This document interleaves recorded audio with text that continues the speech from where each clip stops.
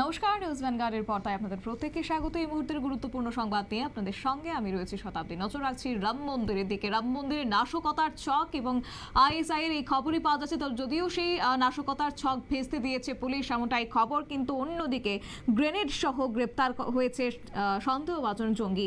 বিস্তারিত চলে যাবো, আমাদের সঙ্গে যুক্ত হয়ে গেছে সম্রাট চৌধুরী প্রতিনিধি। সম্রাট, কি জানতে পারছো? এবং ফরিদাবাদ থেকে গ্রেপ্তার হয়েছে এক যুবক, এই মুহূর্তের কি আপডেট রয়েছে? রাম মন্দিরে একটি হামলার ছক কষা হয়েছিল এবং এর পিছনে রয়েছে পাকিস্তানের যে গুপ্তচর সংস্থা আইএসআই। খবরটি এরকম যে রাম মন্দিরের আশপাশ এলাকা থেকে দুটি গ্রেনেড সহ এক যুবক গ্রেফতার করা হয়েছে। তার নাম এই যে সন্দেহভাজন যে ব্যক্তি, তার আব্দুল রহমান, 19 বছর বয়স। তার কাছ থেকে দুটি গ্রেনেড উদ্ধার হয়েছে এবং গুজরাট এবং হরিয়ানার এসটিএফ তরফে তাকে গ্রেফতার করা হয়েছে। সে অযোধ্যার মিল্কিপুরের বাসিন্দা এবং তাকে প্রাথমিকভাবে জিজ্ঞাসাবাদ করে জানা গেছে যে রাম মন্দিরে এবং গুজরাটের যে সোমনাথ মন্দির, সেই দুই এলাকায় বিস্ফোরণের প্রস্তুতি করছে। এর আগেও সে এই দুই মন্দির চত্বর ঘুরে রেকি বলা হয় সেটাকে, মানে ঘটনাস্থল পরিদর্শন করে একটি ছক করেছে, সেটাকে রেকি বলা হয়। রেকি করে গেছে 10 মাস আগে, সে রেকি করে গেছে। সে একজন অটো রিক্সা রিক্সা চালক।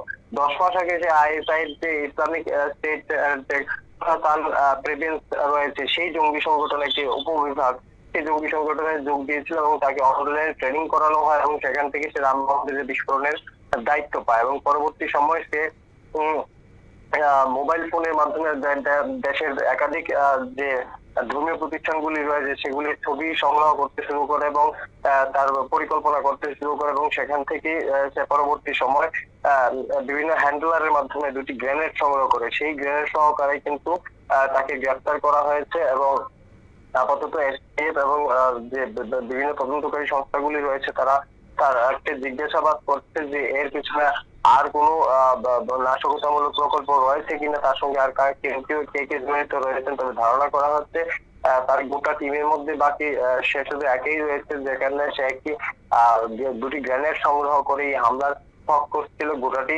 পরিচালনা করছিল আইএসআই। অনলাইনের মাধ্যমে তাকে ট্রেনিং করানো হয়েছে এবং আপাতত এই ঘটনায় বিস্তারিত তদন্ত চলছে। যে যুবককে গ্রেফতার করা হয়েছে তার বয়স মাত্র 19 এবং সে একটি অটো রিক্সা চালক ছিল। শতাব্দী, পুলিশের পক্ষ থেকে কি তাকে এই মুহূর্তে কোনো জেরা করা হয়েছে বা তার কাছ থেকে নতুন কোনো তথ্য উঠে এসেছে? এখন পর্যন্ত তাকে যে জেরা করা হয়েছে শুধু পুলিশ নয়, গুজরাট এবং উত্তরপ্রদেশের এসটিএফ তাকে জেরা করছে এবং যে অন্যান্য যে দেশের যে বড় নিরাপত্তা সংস্থাগুলি হচ্ছে তারাও একে একে তাকে জেরা করবে এবং তাকে জেরা করার পরই জানা যাবে যে তার আর কি পরিকল্পনা ছিল। কারণ আপাতত শুধু প্রাথমিক যে জিজ্ঞাসাবাদ, সেই জিজ্ঞাসাবাদে সে খুব সহজেই, কিন্তু একটা জিনিস লক্ষণীয় দেখো, এই ধরনের জঙ্গি যারা সদস্যরা তারা সহজে মুখ খুলতে চান না, কিন্তু এই ঘটনায় কিন্তু সে খুব সহজে অযোধ্যা এবং গুজরাটের যে সোমনাথ মন্দির, সেই দুই জায়গায় বিস্ফোরণ করবে বলে সহজেই স্বীকার করে নিয়েছে এবং যে তার পরিকল্পনা আছে সেই পরিকল্পনা বলেও দিয়েছে। তার অন্য কোনো পরিকল্পনা রয়েছে কিনা সেটা নিয়ে আলাদা করে তদন্ত চলছে। এখনো পুলিশ এই বিষয়ে কিন্তু নিশ্চিত নয়। ধন্যবাদ সম্রাট। আপনারা শুনলেন, অর্থাৎ বড়সড় বিপদে এই মুহূর্তে এড়িয়ে গেছে রাম মন্দিরের কার্যত স্পেশাল ফোর্সের তৎপরতা এবং রামলালার মন্দিরে হামলার ছক কষছিল এবং সেই ছকে ফাঁস হয়েছে। তারই মধ্যে একজন ধৃতকে গ্রেপ্তার করেছে, আব্দুল রহমান নামে সেই ধৃতকে এবং সেই অভিযুক্ত উত্তরপ্রদেশের বাসিন্দা বলে খবর। তবে যদিও তার এই 19 বছর বয়সী যুবক, তার এই বিস্ফোরণের ছক এবং ইতিমধ্যেই কার্যত সেই ছক বানচাল করা হয়েছে। যদিও এর পেছনে কারা রয়েছে, কার মদতেই বা এই রকম কাণ্ড করছিল, সেটা অবশ্য তদন্ত সাপেক্ষ। পুলিশ এই মুহূর্তে জিজ্ঞাসাবাদ শুরু করেছে।